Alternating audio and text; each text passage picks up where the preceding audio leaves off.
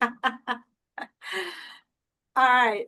Okay. So just to recap in 30 seconds, because I didn't hit record, um, to be able to understand your market is key. Networking and understanding your market that you're going to play in. Choose 3 markets that you're going to play in. I'm not saying 3 different states. I'm saying 3 different markets. If it happens to be another state, okay. But your market is something that you can get to within an hour. All right. So that you can go tangibly see it, especially if you're first starting out. And the things that you want to know about your market, which I've made a list that I could share with you guys. But when I train my students in the single family, I've been doing this for years, to be able to understand your market, knowing your rents, knowing your cash flow, knowing the insurance, knowing taxes. I mean, taxes have changed quite a bit and insurance has changed quite a bit. Florida's through the roof. And most places are, because just because Florida and California had issues, it's not just to that state. We all get to pay for it. All the insurance goes up. So, and another thing that I see people that they miss in their underwriting is you forget to recalculate the taxes for if it's sold, or if the taxes adjust on purchase, or if they're adjusting in the next 2, 4, or 8 years in your state. You have to allocate that in your underwriting. So just something that dropped in my head there. But when you know your market like the back of your hand, and by knowing it, I mean it's either your backyard, you understand it, you know what this street's good and that street's not, or like you're within an hour of it, and you get to know all of the nuances, like is it going, people are moving in or people are moving out, what are the factories that are coming in, and what are the jobs that are there. When you understand all of that, when you get a hold of a deal, you know it will literally stand up like Waldo. You got, and I dated myself when I said that. You guys know what I talk about when I'm saying Waldo, right? I'm not alone on this. I miss Where's Waldo. Yeah. It does, like, stand out to you, the white and red striped shirt and hat. Okay, anyways. Yeah, so just making sure that you guys understand that. If you have any questions on that, that's what we're kind of going over this second here. I don't know if Clayton's able to jump on yet or not, but we're going to go over some underwriting. But I first want to make sure you understood your market, and um, what does that mean for you? If you're stuck, if you're confused about what your market means, now's the time to ask questions. Susanna. I have a question for you. So when you were starting out, how did you build investor trust quickly without already having a track record? I built the trust by saying I did my homework, first of all. Um, Anyone could do the homework that I just described. When they hear that come out of your mouth, even though you're brand spanking new, that's what they go, oh, okay, she knows what she's talking about. And that's getting into your education. I mean, I have paid hundreds of thousands in education over 25 years. Okay. It's a way better education than I could have ever gotten in college. Though I did go to college, I can compare and say, honestly, this has been the better. And turn off your phones when you're on a Zoom. Another educational piece. But the trust was being transparent and not trying to be something I was not. Okay. That's the bigger part of that statement. Is that helpful? Yes, thank you. You're welcome. You're welcome. Awesome. Anyone else have any questions? Are you stuck anywhere? Anyhow, what's my next step? I don't know where I'm at. I saw this deal. I don't understand the numbers. If nobody has a question, I have a ton. Let's go, girl. What's the most important thing you look for in a deal and the very first number you check? The very first thing I look for in a deal is the market. I have to know that people want to be there. They want to be there. And so the building doesn't necessarily have to be beautiful and all perfect, because that's why I'm going to buy it, so that I can add value to it. Right. Right. And the second part of that is, if it's in a bad location, I could add all the value I want to it. It will be overdeveloped for the neighborhood, and I won't get the right clientele in there. So let me give you an example of that. There was a deal we looked at in Oklahoma, and I think it was like 46% was Section 8. And, and the team's getting together and they're like, oh, well, we could just, redo it so that the Section 8 tenants aren't so primary in there. We can bring it down to like 10 or 8% and put the right clientele in there. And so I had boots on the ground go over to that building. This is what's important if you guys are boots on the ground and you're asked to be boots on the ground somewhere. Okay, is when you go there, there's a certain feeling you get, like, I better lock my car or not, hide my purse, or, one of those feelings, right? So when you get that feeling, there's no way you're going to get the right tenant in there long enough to transfer the type of people that are there already, because they're not going to want to stay with a bunch of drug addicts. They don't have a job. They're there all day, hanging out on the porch, smoking weed. It's tough to get a better client in there when that exists. So I will want to see that for sure. Yeah. Thank Can you you. tell me more about this Oklahoma City property you was looking at? Because I probably could have looked at it. Yeah, so oh my God. This was probably about 4 months ago. Um, it was just outside of Norman, I think. Okay, I didn't look that far. Because in Norman, I seen some student housing. I seen mostly student housing. There was Yeah, like a few that were there, but ooh, they're kind of seedy. yeah. CD's a good statement for that area. So, and Clayton went and looked at a property too, and we were like gung ho, and he gets there and he's like, yeah, he's being boots on the ground, and if he doesn't feel like, if he doesn't come back and go, oh, I love this and this is what we're gonna do, like, no, we're not gonna do it. We're not gonna do it. We have to love the property. That's the number one thing that Grant talks about, is you must love the property. And if you can't tell him that you love the location, well, he's just going to walk out of the room. Just like any other investor may do. Maybe not so unpolitely, but Grant, he just gets up and goes. All right, That what he else we does. got? What else we got? Clayton, you ready to? Yes, he can. Absolutely. Yes. Yes. Sorry about that, guys. My Zoom, I never have liked the Zoom workplace software. Um, it just like hangs up whenever I go to actually get into the room. It just sits there and spins. Um, so yeah, I'm hoping that Joanne told you what we planned on doing today, and tell you a little bit about the markets and stuff. Um, so what I'm going to do is, I've got a property I underwrote. It's actually an old property. I don't even know if it's on the market still, but I made sure it had all the key things I wanted y'all to take away from it. I underwrote about 4 different properties last night trying to find all the key takeaways, and until eventually I decided to just go back to some of my old stuff and look through that. So I'm hoping that this will all work out for us. My plan is now, like Joanna said, you've got different stages, right, of underwriting. um, you know, Mine is the very first piece. Okay. So it's not going to have all the answers. Some of the numbers are going to be best guess, and et cetera.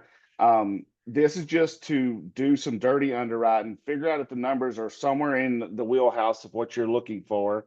And, then at that point, you can dive into it. And you've seen Teresa's underwriting, and that's the serious underwriting, right? That's where we got to dial in those numbers real tight to understand what our game plan is. That's not what we're starting at. That's not where you start, right? You don't underwrite every single deal that way. So I'm hoping you can see my screen at this point. Because this usually takes me about 30, 45 minutes to actually underwrite one. I have done some pre-work and I've already got this stuff wrapped up tight, so that I can hopefully shorten some stuff. So write your questions down, put them in the chat. Joanna can answer those, or we can answer them once I get done. And then let's dive into this here. So the property that I'm looking at here, and I've got 3 screens, so I'm gonna be pulling things in and out. It's called Woodland Ridge. Okay. This broker I've worked with before, John Manning, from Greystone. So whenever you submit, you'll get this information from the brokers. Typically, it's an OM. You'll have some financials, and then they'll share some other stuff. So in this case, it was a tax bill and stuff. And you'll grab this information. This is what you'll use at bare minimum, right? You need at bare minimum a T12 or T6 or T3 rent roll, and I recommend having an OM. Even though the OM is more BS, there is some good stuff in there that you can use for your underwriting. So I'm gonna put this back up here. Quickly, I'm gonna show you what this stupid little thing. I'm gonna this. Get out of here. There we go. Here's one of the properties I was looking at. This is not the one we're going to underwrite, but I just want to show you what the deal room looks like, right? So whenever you find you a property, they usually have some sort of deal room, and you'll have to sign yourself a CA, right? And then after that, you get access to their data. So this is one of the properties I underwrote last night, and I left it up, excuse me, for y'all to see it. And here you'll see everything. And from there you can download, and you'll also occasionally get an email from the broker saying that they've maybe updated some stuff, right? So go back into the deal room, download the latest information. So I just wanted to show you that real quick. Now, everyone likes their Excel sheet, especially when it comes to this. What I've done is I've made me one that is more of like a bunch of people's rule of thumbs that I like to hear. You know, Grant has the one, right? The 1% rule, right? So I've created me one, and I do some dirty underwriting with it, and then I dial it in with the one that Grant provided us, right? Now inside your Grant Cardone mentorship, you can go into the program or the files there, and you can find this underwriting sheet. So this is nothing I created. This is the one that he handed out. Now from there on, yes, there've been some modifications that I've changed. Like I like this leverage equation here that I put in, but it'll even show you the mortgage calculator, inverse calculator. And if you don't know where this is at, let us know after the call, and we're happy to help you with that. So this is the one that I like. This is the one, like I said, I put together. I have a template. So what I always do, I just make myself a copy so I don't screw up my template. Rename it. What was this? Woodland.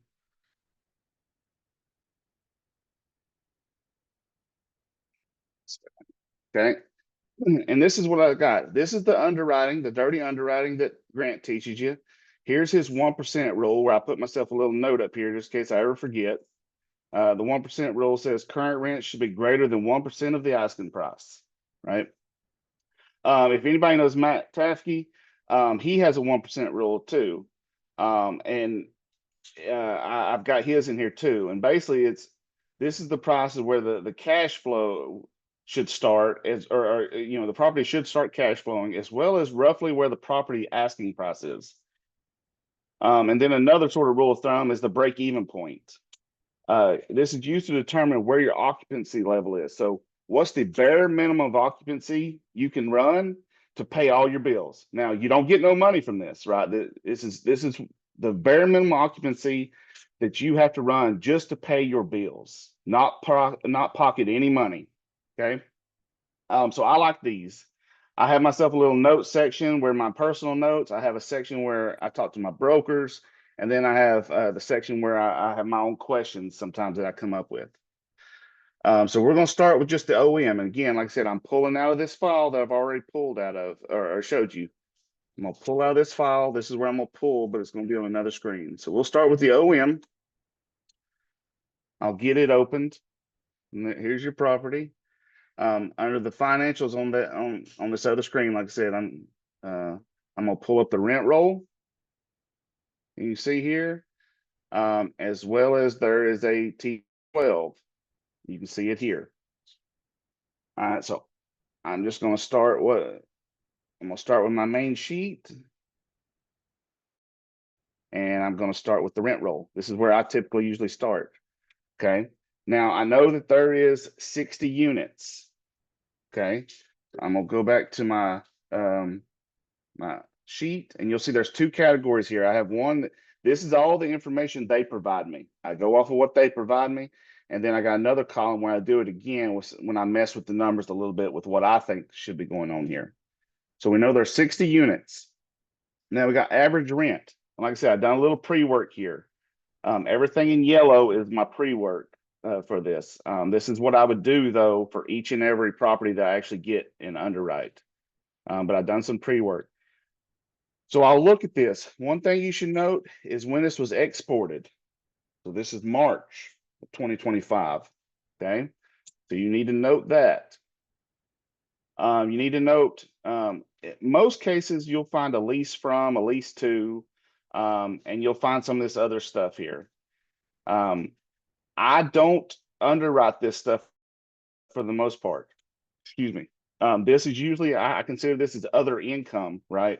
So if you just grab this last column here and go down here and do the average of it, you're going to have a lot more because it's taking into account all this extra income. Now, I'm not saying I'm going to forget about this. I'm going to write it later. Right now, I want the base rate, which is just right here in our G column. I'll also notice here that some of these dates is blank. Some of them, but it's got a start date and they're saying they're current. And if you'll notice that, what you'll notice is they have a month-to-month fee. So these people are paying month-to-month. Now, if you'll notice here, there's not a fee. So that would be one of the questions I would ask is why does this guy not have a month-to-month fee? What's going on with his lease? You notice here, there's a vacancy, another vacancy, another vacancy. And they've got the average for you, 93 for your occupancy. Now, again, when you're doing this underwriting, I don't pay too much attention to the OM. I want to pay attention to the real numbers, right? The real numbers they sent me. All right, so I've done the average here, and I'll let you see the formula here. It's just, obviously we know how to do an average, but you'll see that I took out the vacant ones, right? I don't underwrite my numbers to what the total units are. I underwrite who's there and who's paying us right now. So you'll see in the formula here that there's blanks because I'm not taking that into account. So I'm going to take that money and I'm going to divide it by, I think there's 50, let's see, there's 1, 2, 3, 4. Yeah, 4 vacancies. So there's 56. So I'll take this number and get the average of it. And when I do, it tells us our rent, our average rent is that 1,063. Now I just rounded up, try not to get too crazy with it. So we'll do 1,064. All right. Now we know the other income, now that's going to be on our T12, right? So I'm going to skip it for now, but occupancy, we know it. We got it right here, but just to be sure, let's test and make sure they're right. So we know that we read here that there's 4 vacancies. Okay, so that puts us at 56 of them's occupied. So 56 divided by 60 gives us 93.3. So he's telling us the truth here. So we're going to go up here, put 93.3. All right, now expenses, cap rate, all this other stuff's going to come from our T12. So at that point, we're kind of done with the rent roll for a moment. Okay. But one more thing before I guess get rid of it, I'll just go ahead and show you. This is more not to underwrite. This is more just for your knowledge. You'll see over here in this column, you'll see quarters. Reason why I do this is because I want to know at which quarter will all these leases expire. Okay, when will they expire, and when will they, when will my lease up happens, right? Because you don't want to buy a property right before 20% of your people are expiring, their contracts expiring, who may and may not lease up with you, right? So I grabbed this information. Now, like I said, I've done some pre-work, so I'm just going to cheat here for a second instead of me doing that again. And I'm going to grab it right here.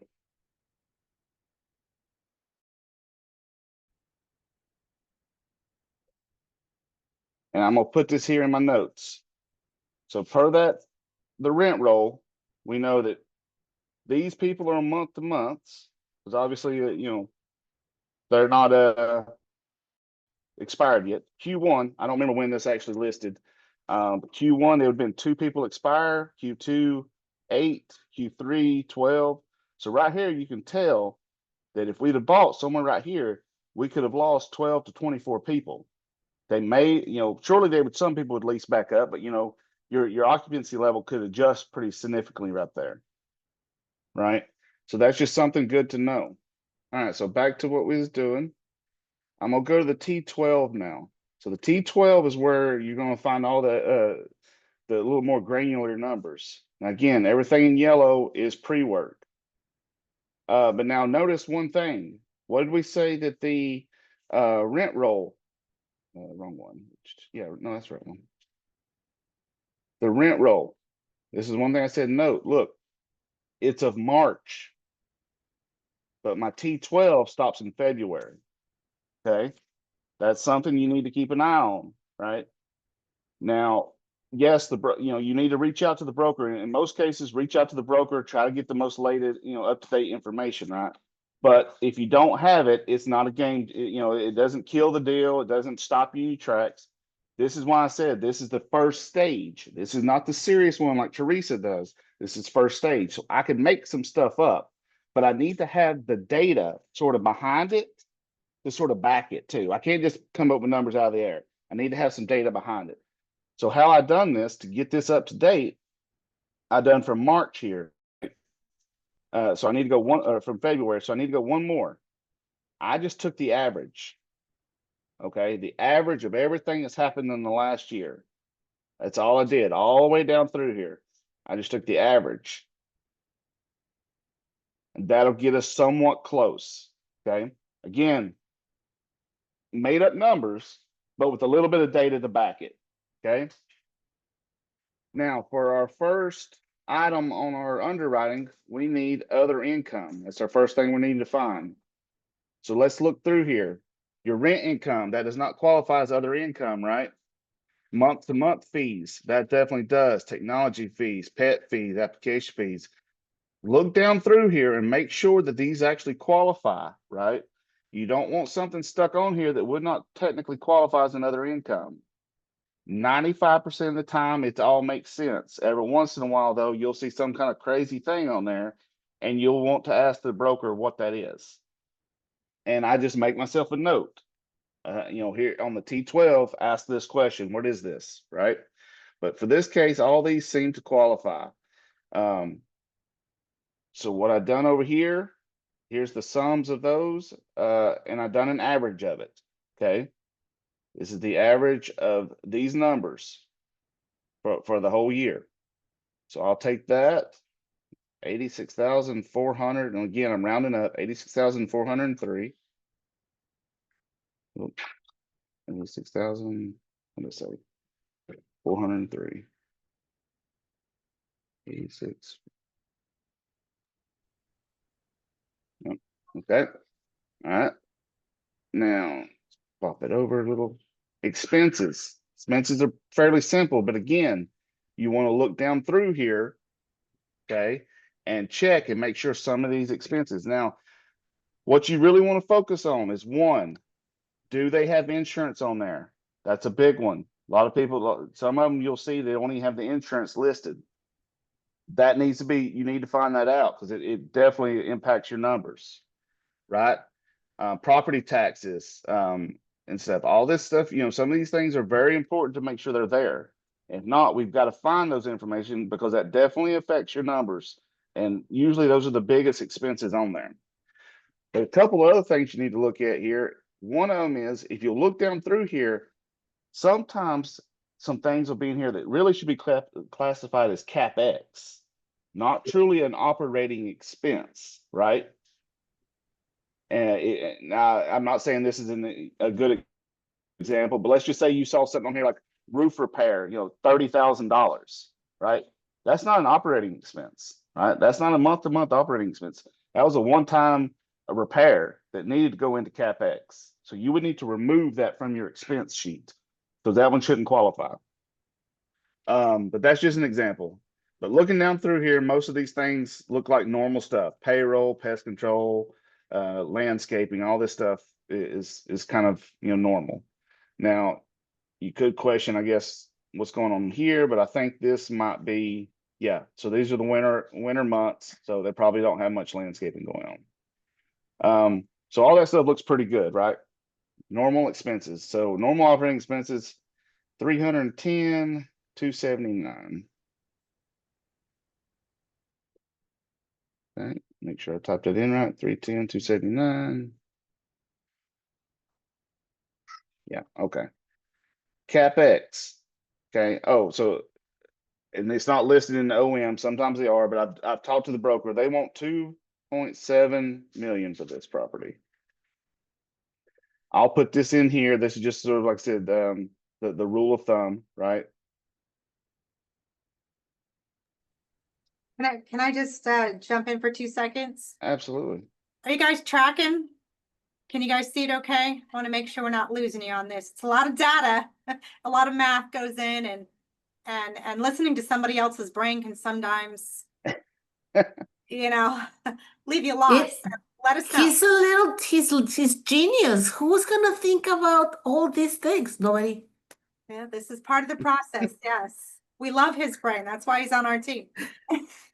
And with the expiring, oh my gosh, that's so good to know those things. Yeah.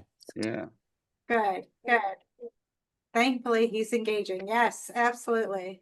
Super. I'm Well, glad you guys are getting it. You can see it okay, and you're tracking. That's the big part. I want to make sure you're tracking so that you could do this yourself. Right. yes. Yeah, My thank you. question is, what happened with the other income? Sorry, the other income? Yeah, how much was it? The other income was 86,403. Thank you. Yep. 403. Okay. Yeah. Thank you. Now I'm looking at something because I don't know what I've done. I must have messed up something because this is not right. That value is not right. So I might have to look at that, figure out what I did wrong here.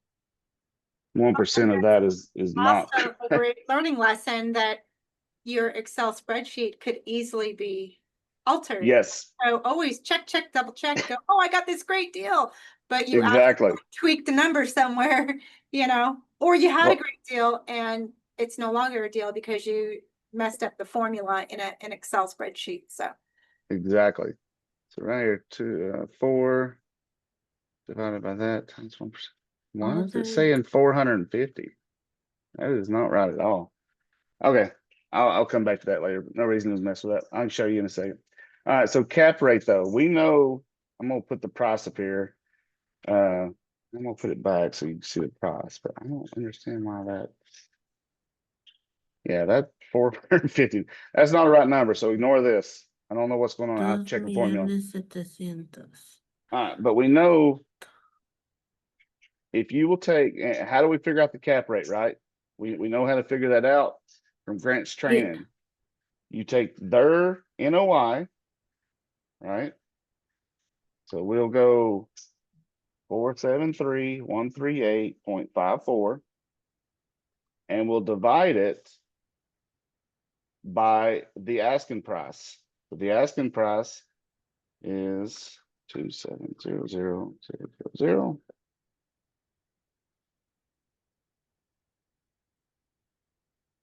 What the heck? Let's see. So see, these numbers something's not making sense here. Let's see.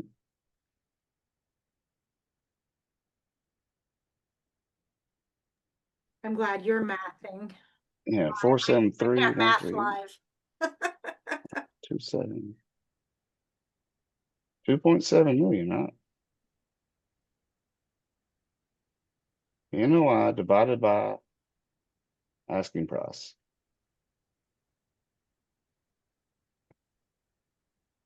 What the hell have I done?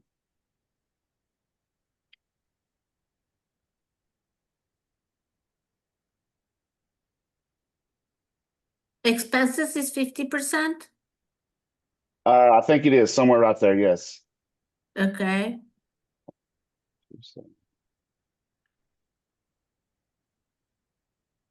Why do I have 397,000 and you have a different number?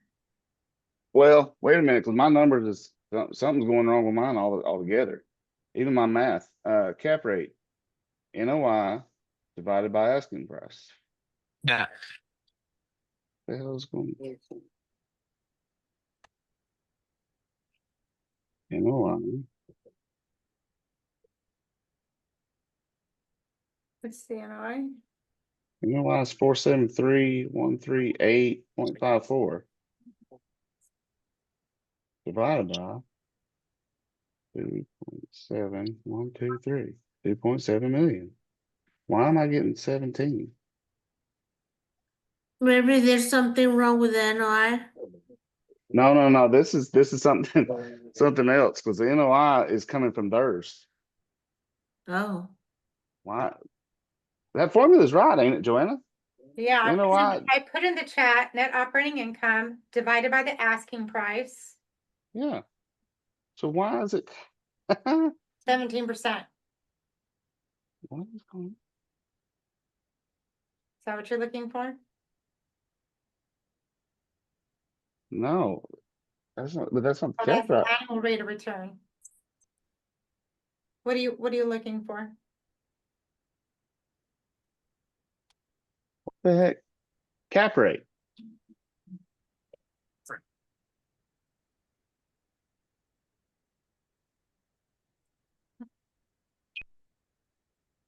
So by the, See, this is the prime example right here. It's gotta make sense, guys. Something. I've got something way off here.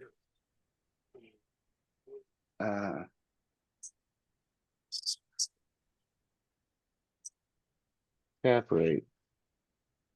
See, times 100. see, cap rate should be 6.57. I don't have all the numbers. Oh, Yeah, you have, we're getting twice. We're getting twice that. You're getting twice what? 6%. I got 12. Hey Clayton, I think your asking price is actually 7.2 instead of 2.7. There you go. See? Look at that. Boom. Thank you, sir. Told you something's wrong with those numbers. All right. Now to make more sense. You're right. Look, I got them backwards. 720000. There. Just because See, I I know didn't even. this deal. Oh yeah. Okay. So Yeah. you're right. 7.2. There we go. Now the numbers are making sense. All right. So go back to this. All right. So This 4.7. happens when you underwrite a whole bunch of deals, they all start to blend. Exactly. I knew when you said $60 at 2.7, I'm like, I don't think that's Yeah. right. Yep. You're right. I So mean, that would be like 20,000 a door. yeah. No, so there it is. There's my number. There you go. 6.57. Now we're Yep. making sense. I found, okay. Are you, How did you So- get that number? did you try, Did you let's go over that one more time. So Yeah. you get the So number. yeah, so Susanna, what I've done wrong here is the asking price. I had Right.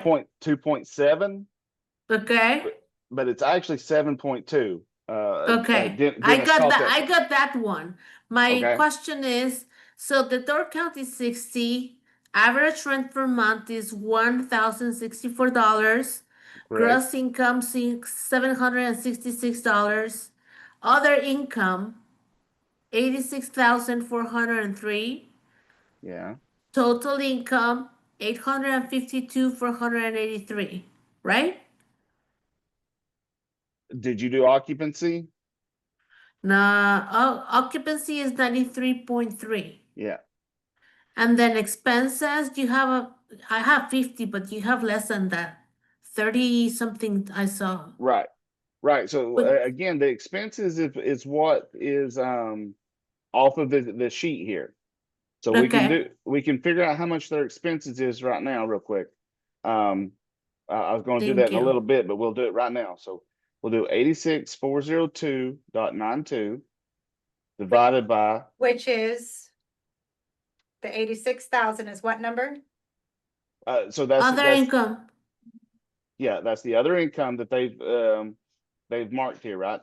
That's other income. And we're going to divide that by the total income, right? Before expenses. Like 783 11%, 417.71. Yep, I like that. No, I've missed a number. Other income, I was thinking expenses. So other income, yes, is 11%. Okay. My question was the expenses percentage. Oh, I thought you said the other income. Okay. Let's just No, do this. sorry. Let's do it then. That's fine. It's the same problem. It's the same math problem, right? And you need to know both the numbers. You need to know what their other income is. You need to know what their expense is. So we'll just do them both now. So Okay. 310, 279.17. That's the total expense, right? Mm. Then we'll divide it by 783,417.71. That's the total income, right? Mm-hmm. So they're operating at 39.6%. Thank you, man. Anytime, man. Okay. A recording of this. Yes. So we got 39.6. 39.6. Okay. 39.6. Yeah. Thank you. Yeah, everybody do the math so you get it. Get the Yeah, formula. yeah. Walk it through, walk it through. Will be recording, Joanne. Yes, sir. Yes. You. Okay, so you can see right here is what the OM and the numbers they provided us. That's they're running at a 39.6 expense, which from a 60 unit, that's probably good, right? Grant says right between 40, 45 to 50, right? But you got to keep in mind that Grant is talking about 400 units, right? $140 million deal. They probably run at a close to a 45-50% expense, right? But if you've got an 18 unit or a 30 unit, you shouldn't be running at no 50% expenses, right? Something is wrong there. So that percentage needs to come down based off of the amount of units. 60 units, that's still a decent amount, but you shouldn't be running at 55, 50% expenses or something for 60 units, right? Something is seriously wrong there. And if you are, you ought to check that out.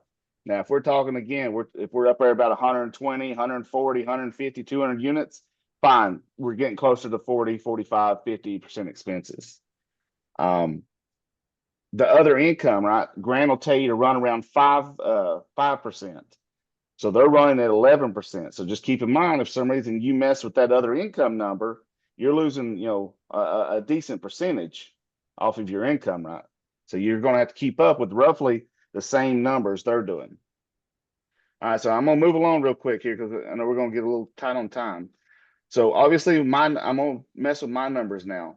Obviously, with my numbers, 60 units can't change that. Rent. Let's assume we can't change a single thing, right? Whenever you buy a property, don't think that you can do better. I always think you can't do any better than the person there, right? So let's not change the rent. Now, if you do better, obviously great. Other income, again, let's assume we can't do any better than what he's doing, he or she's doing. Occupancy. Now this one I like to guess, but I like to have data behind it, right? An educated guess. Same with my expenses, same with my cap rate. Okay. Now, how do we come up with that? Occupancy. That is where now I go to my OM. Okay.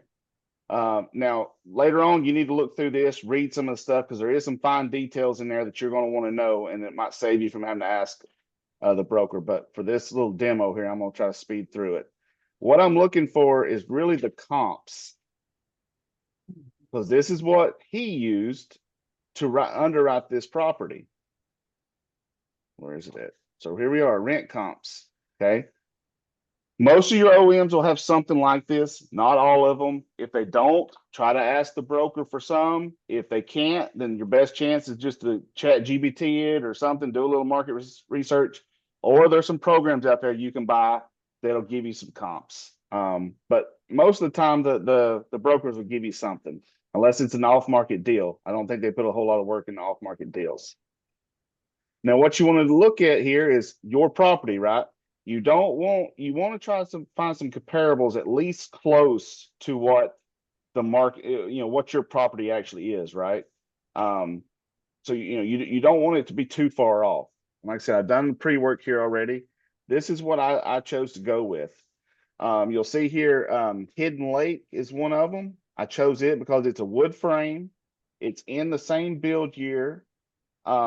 The units are a little big, but other than that, the average square foot's pretty close. The rent per unit is fairly close. The square foot or the price per square foot is pretty close. So I chose it. I chose Church Street. I chose Lake Claire, but I decided to rule it out because the year. Let's look at it. Lake Claire, where's it at? Right here. The year is about 10 years older. Doesn't look like it's been renovated. Okay. The unit count's pretty big, but the square footage is quite a bit smaller, and the price per square foot is quite a bit higher. So I didn't feel like that was a good one, right? South Main looked good. Armor East, Timberwood. I chose Timberwood, but I decided to rule it out as well. Based off of the years, based off of the average square foot, 700. And then the price per square foot. So I decided to rule those out. Okay. When I did that, what I've done is I've done the average of the ones that I consider was decent comps for the property. I added these four numbers up and I divided by 4. And I came up with this is a decent occupancy rate. Now that doesn't mean this is what the property's running, right? This is just what's saying the properties around it. That's a rough estimate of where they're running, right? An average of where they're running. Same way with the rent. This is not our current average rent, but this is based off of those other properties. This is a decent rent for them. So in the future, I should expect hopefully to be around here once I do some renovations and stuff and get it back on the market. This is where I would like to hopefully have my numbers, if not better. So what I've done though is the same thing as I'm taking those numbers I just had here. So occupancy 93.65. 93.65. And from here, I'm gonna do the same expense, right? But because again, this is my numbers, right? So I don't have a T12. When I'm doing this expense, I'm looking off of their T12 off of real numbers. I don't have one with my made up numbers here. So I'm gonna actually use mine here. Okay. So I'm going to do 798, 350 times 0.396. That's this expense that they're running. Okay. That gives me 316, 316, 147. Let's say it was 316, 147. 316, 147. Okay.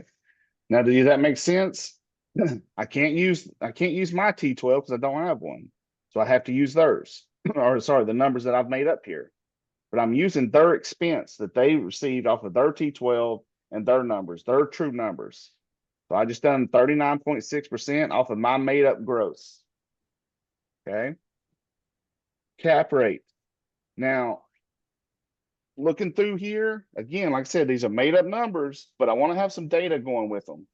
I had nothing in here that told me roughly what some of these cap rates were in here. Okay. So I have a little website I go to. Now, Caution. Listen, unless you pay for the membership, which I do not, this website, don't take it to heart, okay? But it gets you in a decent roundabout number, okay? You need to adjust it based on the property class and the area and everything else, but it gets you in a roundabout number, okay? And you can see right here with the free service, it tells you right here, basically they don't give you everything, right? So this take into account a couple of different factors. If you pay for this service, then they'll give you the multifamily actual cap rate. But I'm not paying for junk. I'm broke. So I'll do Always 744. broke. That's right. I'll take the average of these two, right? I added them together, divided by 2. I'm gonna do 6.74 as my cap rate. Now, again, like I said, this is guessing, but it's with a little bit of data to back it up. I'm not just coming out of a number out of the air here, right? All right. So it's saying with my numbers, I should be able to offer 7.154 for this property, and that's a little bit below what they're asking, and I should be good, right? All right, so that's not bad. You know, we're in the ballpark. Me and Joanna, we tend to only put offers in if our number is within 80% of the asking price, 80 or more, we'll submit an LOI. If it's lower than that, we've got to figure out where our numbers are wrong, or they're just asking way too much for it. So if it's within 80%, we'll submit an LOI. Now here's Grant's deal. Remember, 1% of the rent. Okay. Well, you see it's red here because we're not 1%. We're below it. So that means, you know, but we're not too far off. So that means we've got a little ground to grow to come up with. Now Matt has a one. Okay. His is the little rule of thumb, and you need the gross annual income. Again, like I said, this is something that Matt'll be happy to talk to you about. So I'm gonna grab this number. This is just the income of rent, not this extra junk. Okay. So what is that? 697 697 015 697 015. All right. Now, according to Matt's rule of thumb, remember, this is where roughly the asking price should be. This is also where the property starts cash flowing. Okay, so you can see that it is close. And I can't get the decimal right. I messed with it. I couldn't get it, but basically it's 6.9 million, which is close to their asking price. The asking price is over, but we would even have to pay over. So maybe we'd be all right there, right? Like I said, I'm gonna try to speed through this. Please take notes. I'm happy to answer any questions later. Then, if anybody's watched some of the other calls, you're familiar with these websites. So this is niche, and you put in your zip code, and it tells you a little bit about the area, right? That's what I do the same thing.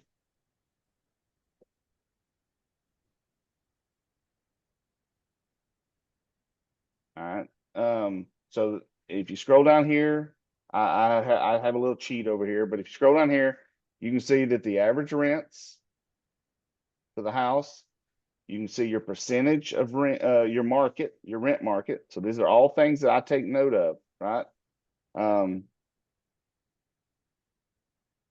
So I'll put down here rent,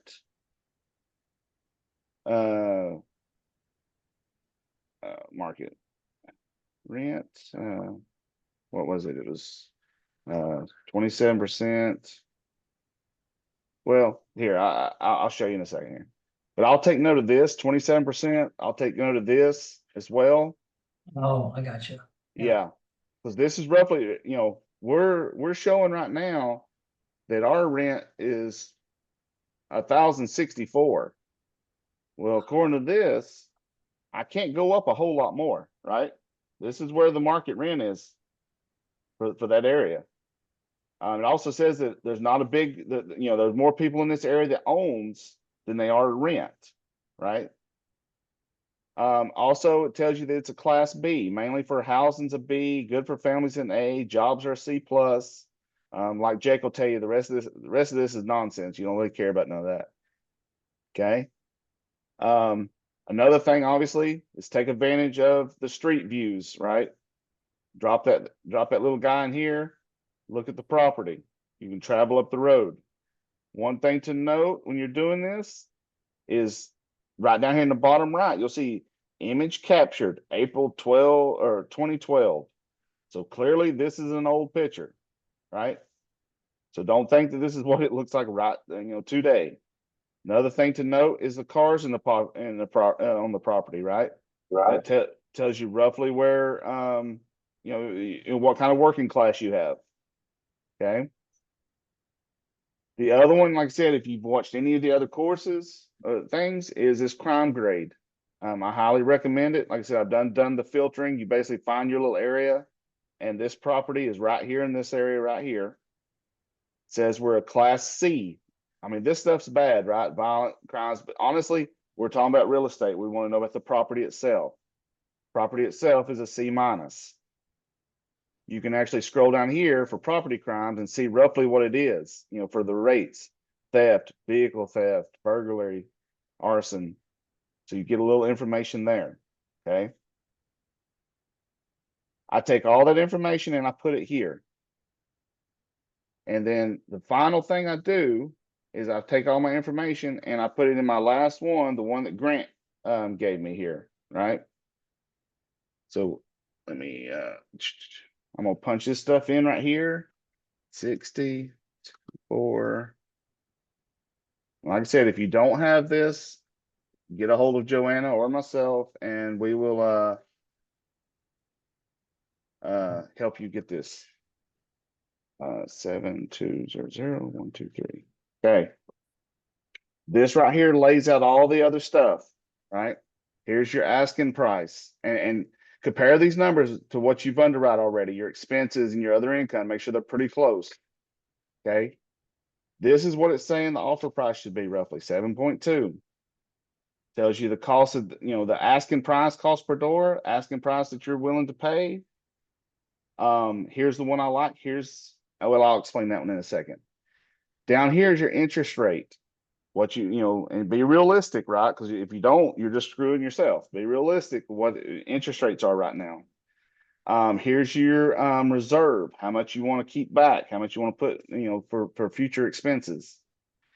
Here's your DSCR number, right? I kind of keep these pretty much hard coded like this. And here's your LTV number. I keep it about that. Now, with all that stuff information there, with your interest rate on your note, as well as your reserve, you're looking at a 7.25 interest rate. You're paying on your note, or you're paying for this property.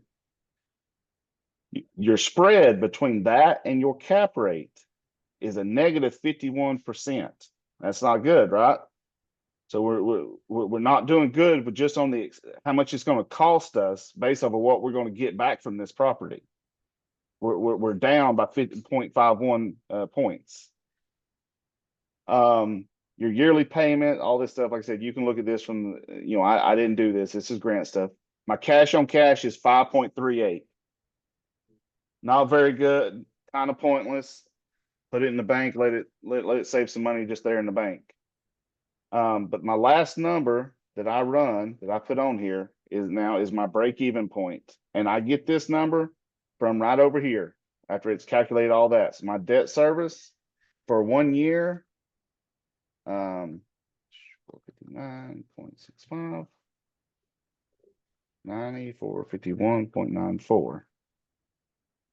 That last number tells me that I have to run at least an 88% occupancy, okay, to break even.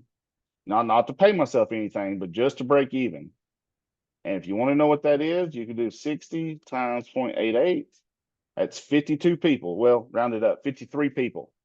Okay, 53 people. And right now they're running at 4 people down. So that means if I lose 2 more people, I'm breaking even. That's it. I'm not making no money. So that's kind of risky, right? And that's really it. I mean, at that point, I look at the OM, I understand some of this fine writing. I read some of this extra stuff here that they put in here. I make my questions up.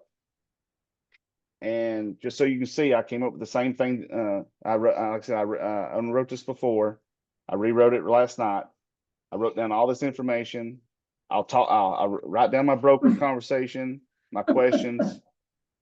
Let me show you. So this is one of them. This is a different property, but you see here, I've done the same thing. This is more of a filled out property, right?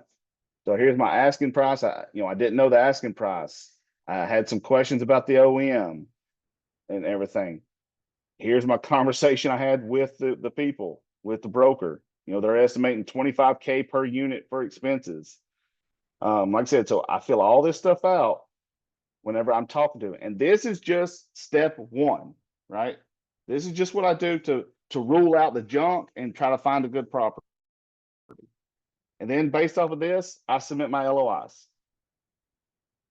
And from there, if it's accepted, then we move into more of like Teresa's underwriting, where we get down to some serious numbers and everything, and sort of figure out what we want to do. So like I said, I know I kind of went through that. I was running out of time. I'm happy to go over it though, anytime. I'm happy to answer any questions. But that's pretty much what we do. Was that helpful, everyone? This is amazing. Thank you so much. You bet. Definitely. Great help.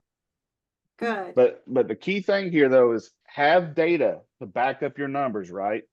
I've spoke to some of y'all offline before, and I've asked y'all, where do y'all come up with these numbers? Where are you getting these numbers, right? You got to have the data to back it. Even though this is, like I said, that it's definitely some made up numbers in certain places. But you need to have a reason why you came up with that number. You can't just, well, I felt like it would be a good expense number, right? So Yeah, I've seen a lot of averages, and I know it could be confusing because we get on the call. If you want to stop sharing, Clayton, we get on the call, the Friday call, and everyone's like speed questioning with Andres or whomever, Kobe's on there, Ken, and they're like, generally that's like 45% to 55% is that area. What I've noticed, a lot of you've walked away with, oh, so that's expenses is generally 45 to 55. Without any real data behind it. So we thought it prudent to put some data behind where these numbers come from. It's not just guessing. They're saying that because that's what they've found is on the average so that they can speed through the call. But that's based off of, so this isn't Clayton's first time running this scenario, right? It's going to take y'all a minute to run through the numbers. Okay, but the more you do this, you see how fast he got at this? Running all of that and getting the numbers down and knowing exactly where it lines up, not just guessing. So the more you do this, which is what we want to provide, is experience in running numbers and not guessing.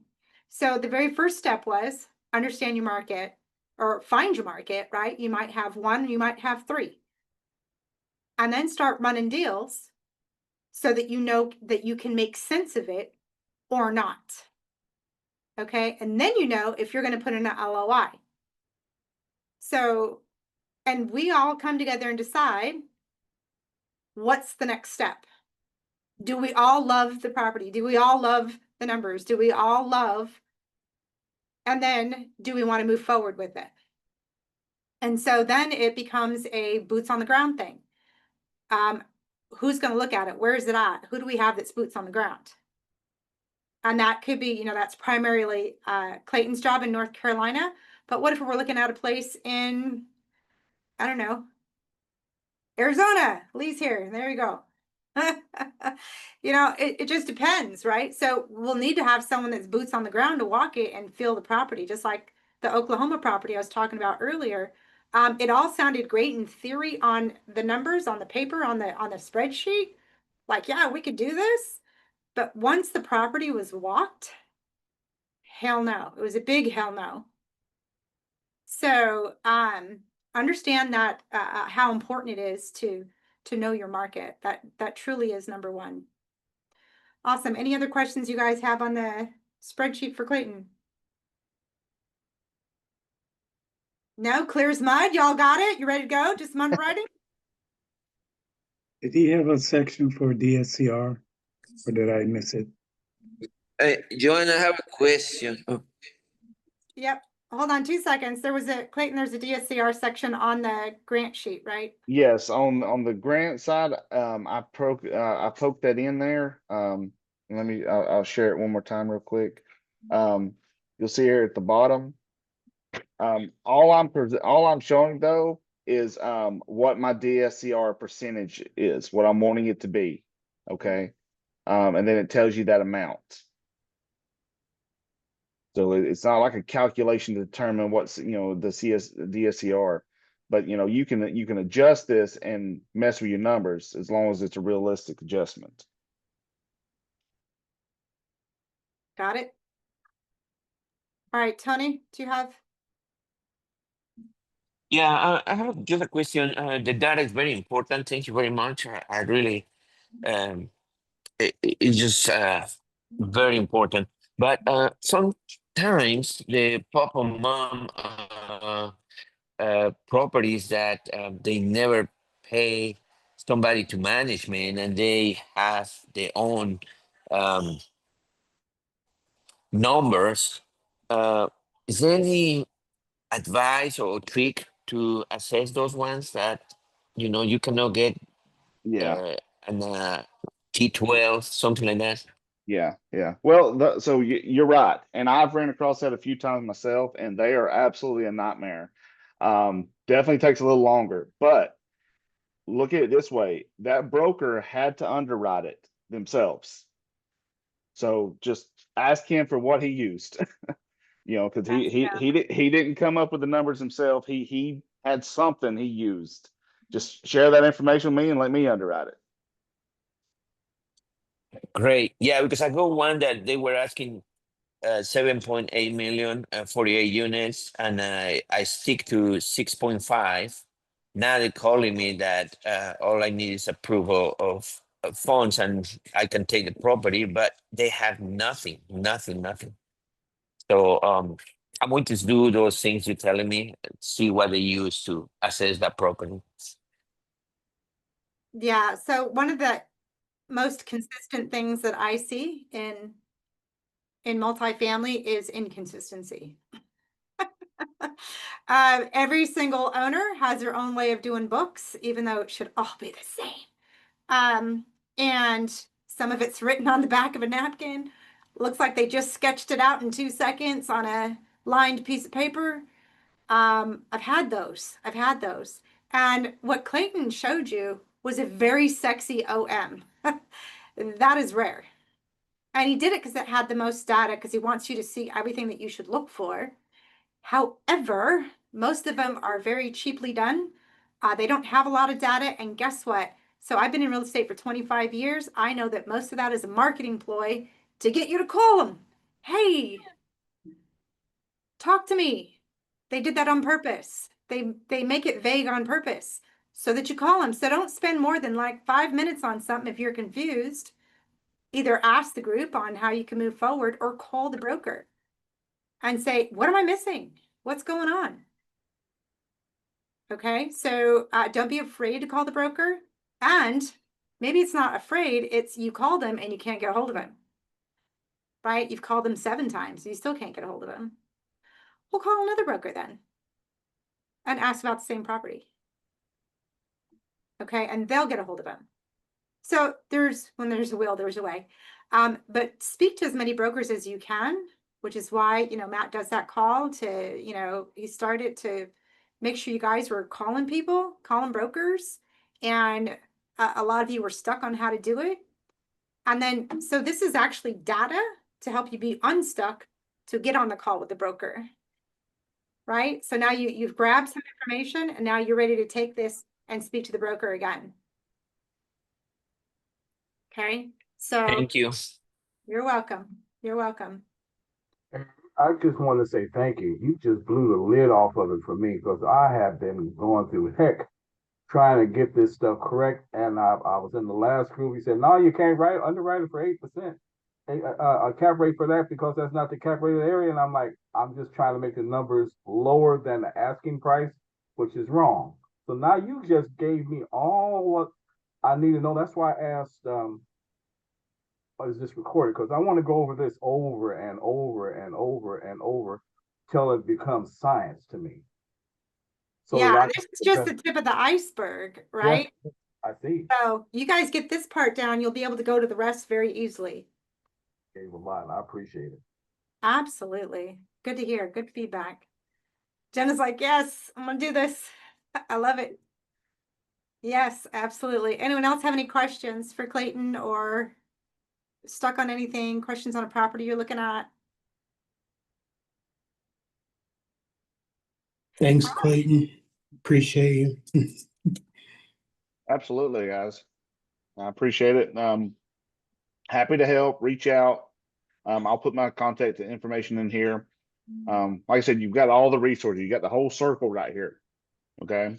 You got capital raising. You got the broker, the dirty underwriting. You got the asset management. You got it all right here. Yeah. Oh, shizzle. And that's, what the purpose when we thought to put this call together, because I couldn't get to any of the other calls. So I'm like, I'm gonna make my own call and how can I add value? So please, the feedback is great. And the value that I saw was it doesn't matter about acquisition. I mean, it does, but it doesn't matter about acquisition if you can't underwrite it and raise capital. And it doesn't matter if you can underwrite it if you don't have capital. It doesn't matter if you have capital if you don't have the solid deal. Like it all goes hand in hand, right? So we think that underwriting is key to making acquisitions easier and capital raising easier. You tracking? Yes. Okay. Super, super. And when you have a deal, so actually, Clayton, by the way, we're gonna have our first presentation on the 48 units coming up. I just got that notice. I wanted to tell you that in order to have people come fund on your deal, you got to know that you can underwrite. All right. When they hear that you can underwrite, they're on your deal all day long and it makes it easier. Okay. So take this for what you will and just take your deals and start underwriting accordingly so that you can master it. And then it makes everything else that much easier. Talking to brokers, underwriting, capital raising, all of those things. Cool.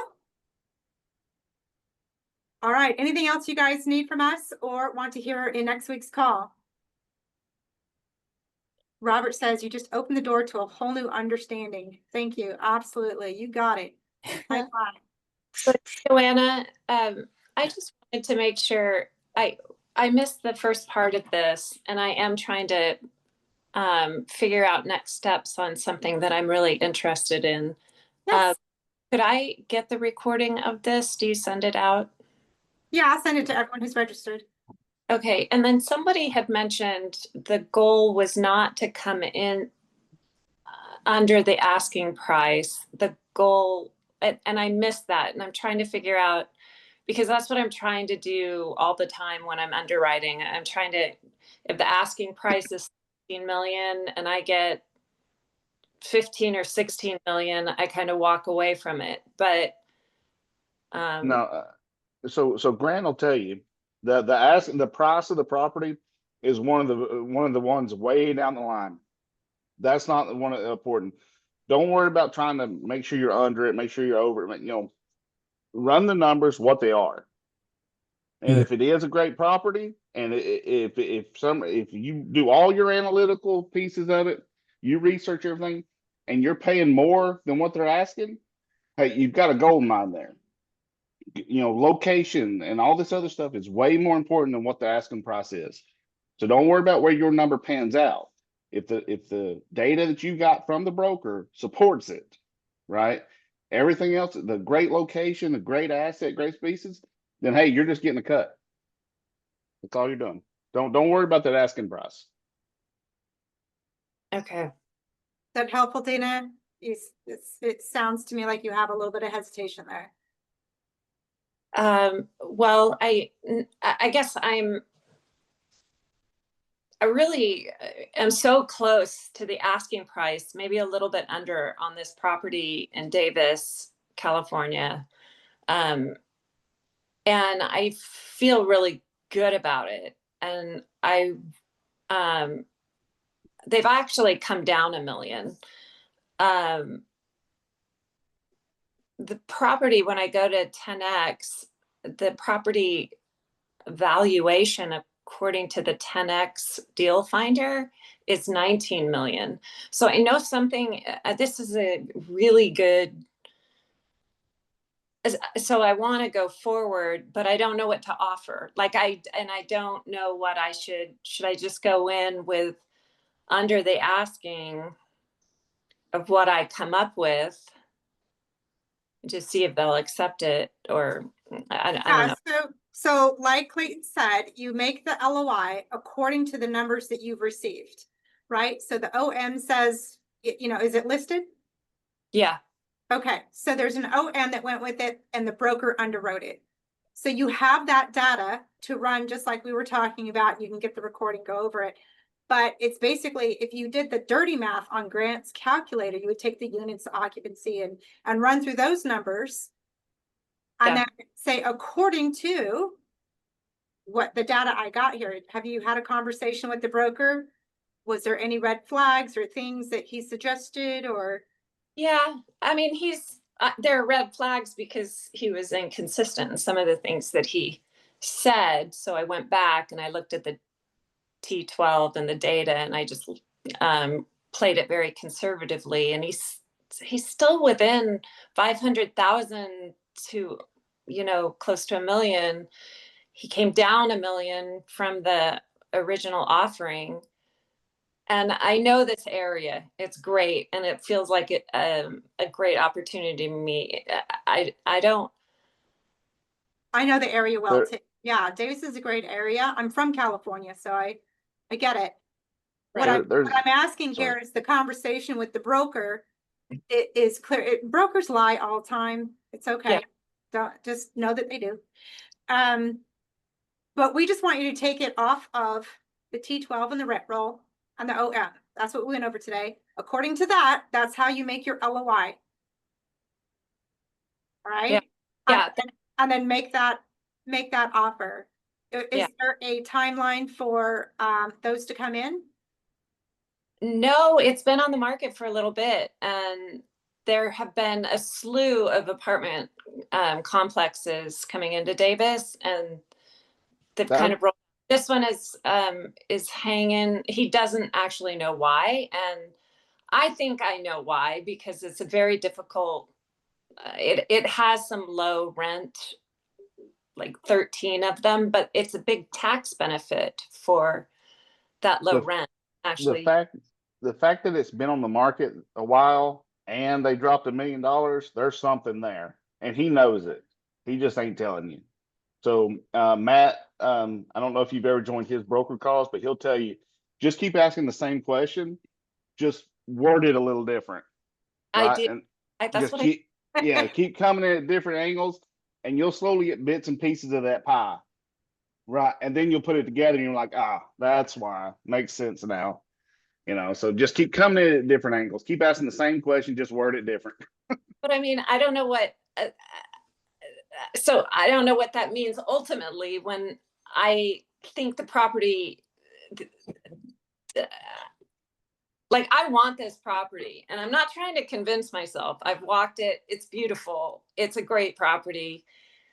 It's Da Vinci Apartments in Davis. So like, I don't know what to come in at. And I guess you're just saying, use the numbers, just do an LOI and then just see what happens. And I say that because Grant says you can only offer them what they tell you. Hey, you told me that these are the numbers, and so this is my offer. And then once you get into due diligence, right? Once you do that, they accept it, you get a signed LOI. Now it's time to deep dive and do your due diligence, and they're going to give you updated information, right? And you're going to go either A, this is perfect, and I'm happy to buy it for it because it makes all sense, just like you told me, which is doubtful, which is never the case. Or now that you're in it and running the numbers and running all your due diligence, you're going to know, hey, we're going to need a price reduction because the numbers are not penciling out like you originally said. Yeah. But none of that originally said is gonna change until you're accepted in an LOI. Okay, So that's your rem- next step. so And- I'll. Go. Sorry. And remember, you're not buying, a building and some land. That's not the only thing you're buying. You're buying a business. Yeah. So you can like it. Like there was one that we liked out here in North Carolina. I really liked it. I enjoyed driving into the property, but the business side of it just wasn't there. So yeah, you're buying the property, but you're buying a business too. So if the numbers can't support it, you got to just walk away from it. You can't make those numbers work. So, yeah, so if the numbers support it and I move forward with the LOI, I still haven't worked on the funding of it at all, zero. And I kind of wondering, I think I need to start working on that. I'm kind of getting maybe ahead of myself. Well, you I got a don't- lady, Yeah, that's you got a fine. lady right there that can help you every bit of that. Yeah, so that's primarily why we're here, is to get through your underwriting so that capital raising is easier to do.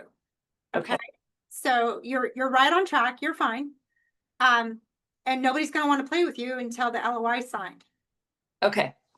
Okay, that's why I'm saying that's the next step. My other question that I heard was kind of a red flag in my head was, what's the occupancy of this one? Because you said there's a lot of new builds around it. No, there are not a lot of new builds. There were a lot of complexes on the market at one time. The occupancy that I used was 90%. When he originally ran the numbers, it was 95%. Now he claims it's 100%, but it doesn't matter. I'm being conservative at 90% in my number. And that's fine. What does the rent roll say? Like, how many vacancies do you have? And like, I know you came in a little late, but Clayton went over, how many people came in at Q1, Q2, Q3, and 4, so that at one point you could see there's 24 people that we would have been out and been way under. Right? So looking at that to be able to decide, did they just stuff a whole bunch of people in there so it looked profitable? Because Yeah. as Clayton says, you're buying a business, right? And a business is based off of income. And if they pushed a bunch of people in there to look like they had income, well, then, they're probably going to be out in a couple of months to a year. Yeah. They didn't get treated correctly. It's been pretty consistent according to the rent roll. But it is near a university, so there is a spike, at the beginning. Anyway, Okay. but there are a lot of 4 bedrooms, so it kind of consistently stays occupied through the summer too, with families, etc. So it's a pretty, I can't, until I really, all I can say is it's never dropped under 90% in his rent roll. That's good. Okay. So that's why I used 90%, even though he's telling me it's 100%. No, it went to 95 on the first run, and it was 17 million. Now it's 16 million. I know what he's doing. He's kind of playing with it, but he's not getting what he wants because the owners overpaid in 2015. Mm-hmm. They paid 16 million. They want out for 17 million, but they're not going to get that. And so I am coming in at around 15 million, but I don't know if, but I think it's a good, like the cash on cash is very good. It's like actually working if you really look at the income. So. Yeah, make the LOI, make it happen. And you have this whole community backing you up. Thank So, you. absolutely. Dina. Woo. Yeah. Yes, get it, girl. Yeah, thanks. Thank you. You're Well, welcome. see what Hey, happens. Joanne, a quick question. Yes, sir. So is this an example of over leverage, what Grant was talking about? He says not like to over leverage or over put too much debt on the property. Kind of what these people are going through That's what for her that's deal. what the previous owners had done. Yeah. Yes. Okay. So you guys are lucky because you're in education. There's a lot of people that just have money and bought something. And they're not educated. And they don't know that they got in over their heads. So there is a lot of that out there. Okay. And then we get to be the people that come in and save them from their foreclosure, from their headaches to pay out their investors, from, that's why we need to know why they're selling so that we can play into their why. And if it's just because, oh, it's time to turn the building, they're not motivated. And Dina, to your point of it being on the market for so long, they may not be motivated. And so I used to be licensed in California, licensed real estate person, played in residential and commercial. And what I do know is we'll put stuff out there regardless of it being the right price or not. Okay, because the seller said, or sometimes we'll leave it up there for a while for marketing purposes. Right?